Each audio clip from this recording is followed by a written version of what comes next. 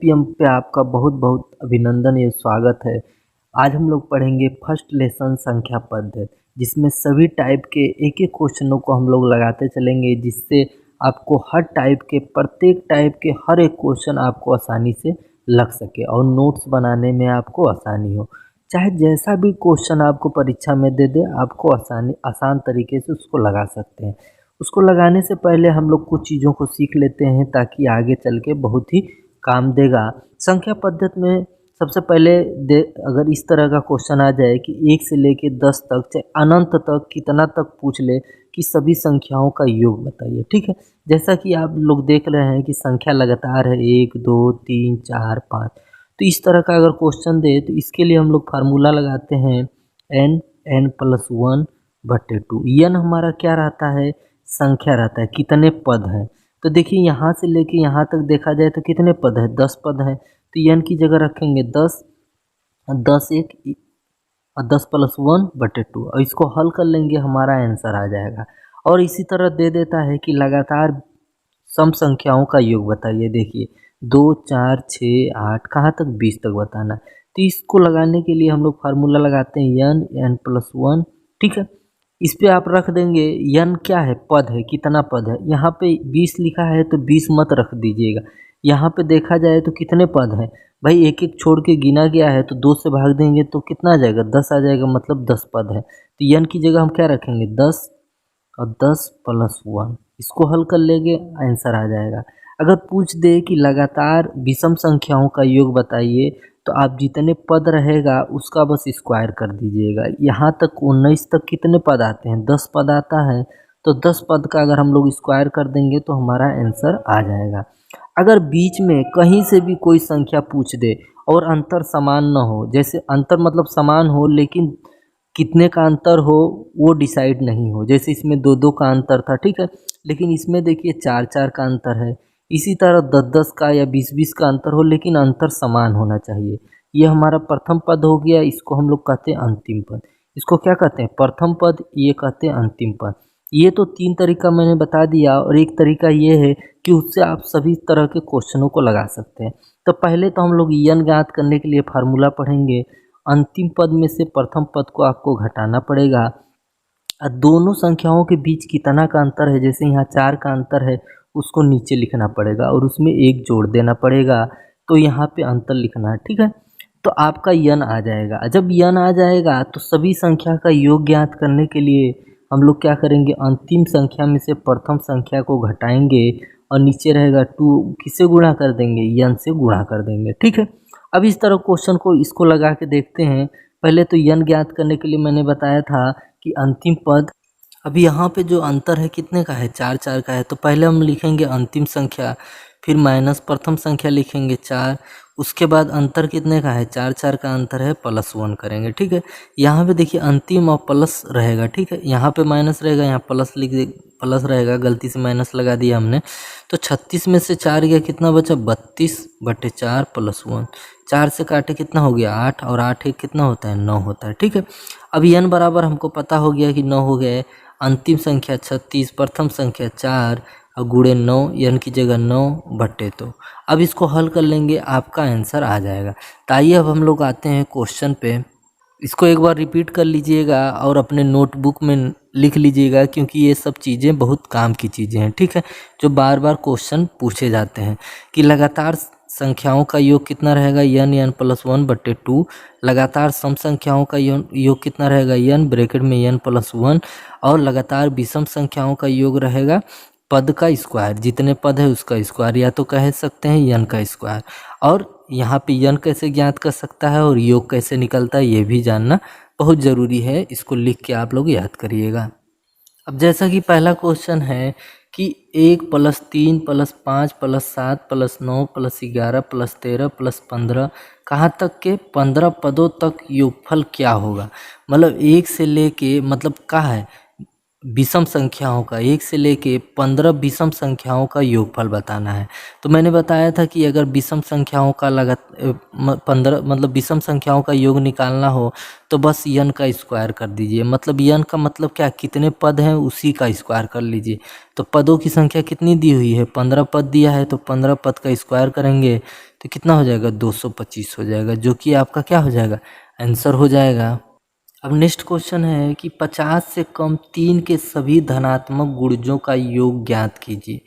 जो 50 से कम 3 के सभी धनात्मक गुणज का योग, 50 के अंदर कौन कौन सी संख्या है जो 3 से कटेंगी, 3, 6, 9, 12, कहाँ तक कटेगा, 48 तक कटेगा। ठीक है, यहाँ तक हमको क्या निकालना है, योग निकालना है। तो सबसे पहले हम लोग ज्ञात करेंगे यन कैसे ज्ञात होता है, अंतिम संख्या माइनस प्रथम संख्या, अंतर कितने का है, 3 3 का प्लस 1। ठीक है, 48 में से 3 गया 45 बटे 3, भाग दिए कितना हो गया 15, और एक इधर है तो 15 1 16, यन बराबर कितना निकल के आया 16। अब योग ज्ञात करने के लिए मैंने बताया था कि अंतिम संख्या प्रथम संख्या गुणे यन की संख्या कितनी है 16, 16 से गुणा करेंगे, अब बटे क्या रखेंगे 2 रख देंगे, तो 2 1 2, 2 8 16, 48 3 कितना हो गया 51 गुणे 8, 8 1 8, 8 5 40। तो हमारा 50 से कम 3 के सभी गुणजों का योगफल क्या है, 408 है।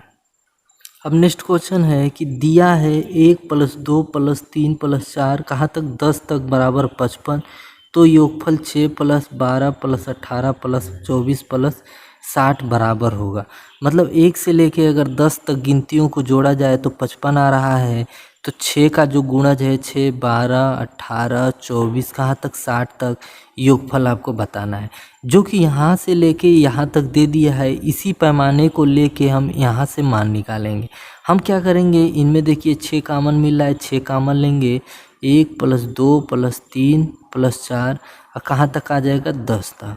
ठीक है, अभी इतना का मान जो कि यहाँ पे दे रखा है ऑलरेडी कितना है 55, तो हम यहाँ 55 रख देंगे, बीच में किसी चीज़ का निशान नहीं तो गुणे का, और इधर क्या है 6 तो 6 रख देंगे।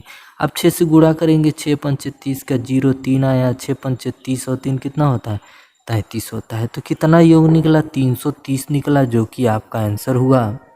अब नेक्स्ट क्वेश्चन है कि ब्रैकेट में 1 + 2 + 3 49 + 50 + 49 + 48 + 3 + 2 + 1 की किसके बराबर है। मतलब यहाँ तक अगर देखा जाए, यहाँ से लगा के आप 50 तक पहले चलिए आगे तक, फिर 50 से फिर वापस लौटते हुए, और इन दोनों को आपको क्या निकालना है, योग निकालना है। तो हम क्या करेंगे, यहाँ से लेके 1 से लेके 49 तक योग निकालेंगे, फिर उसको हम लोग दूना कर देंगे, ताकि ये 2 बार है तो 2 गुना कर देंगे और 50 उसमें जोड़ देंगे। ठीक है, अब लगातार 1 से लेके 49 तक हमको योग निकालना है। तो लगातार संख्याओं का योग निकालने के लिए फार्मूला कौन सा लगता है, n + 1/2। ठीक है, तो n बराबर कितना दिया है 49 दिया है, और 49 + 1/2, तो 49 से कितना होता है 50/2। ठीक है, अब देखा जाए तो ये संख्या या 1 से लेके 49 तक इतना योग निकल गया। अब इतना 2 बार है तो इसको हम लोग 2 बार गुणा करेंगे। अब बीच में 50 दिया, उसको भी तो जोड़ना है, तो 50 हम लोग जोड़ देंगे, तो 2 2 से कैंसिल हो गया। अब 49 × 50 + 50, इन दोनों में देखिए 50 कॉमन है, 50 कॉमन ले लिए, 49 + 1, और 49 + 1 कितना होता है 50 होता है। तो 50 को अगर 50 से गुणा करोगे तो कितना आ जाएगा 2500 आ जाएगा, जो कि आपका क्या हो जाएगा आंसर हो जाएगा। अब नेक्स्ट क्वेश्चन है कि यदि 7 क्रमिक समपूर्णांकों का योग 140 है तो इनमें से सबसे बड़ा समपूर्णांक क्या होगा। समपूर्णांक का मतलब आप लोग समझ रहे हैं कि जिसमें 2 2 का अंतर हो। ठीक है, जैसे 2 हो गया, 4 हो गया, 6 हो गया, 8 हो गया। ठीक है, ये हमारा क्या होता है सम संख्याएं होती है, जिसमें 2 का अंतर हो और वो संख्या 2 से कट जाए। अब बात करते हैं, एक फार्मूला आप लोग लिखिएगा कि योग को अगर संख्या से भाग दें, योग को अगर संख्या से भाग दें तो हमारी बीच की संख्या आ जाती है।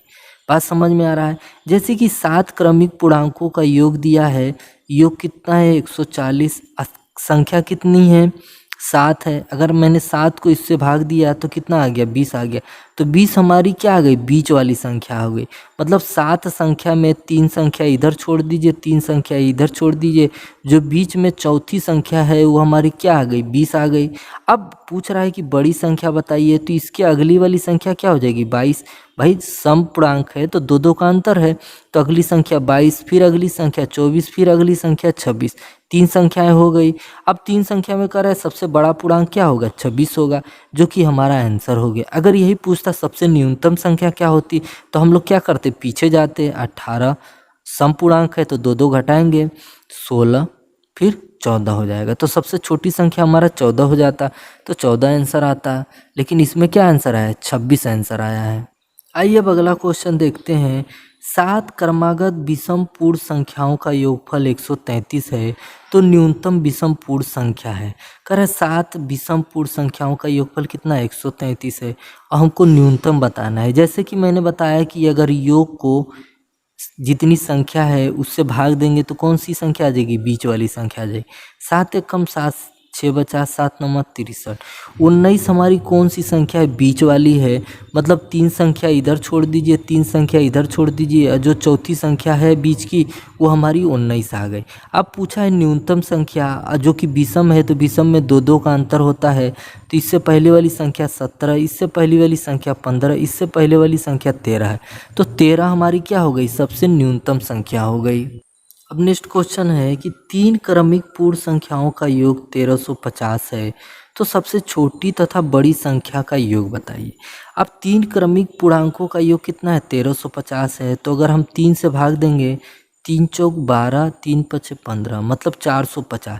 450 कौन सी संख्या है, 3 संख्याओं में एक संख्या इधर छोड़ दीजिए, एक संख्या इधर छोड़ दीजिए, जो बीच वाली संख्या हमारी कितना है 450 है।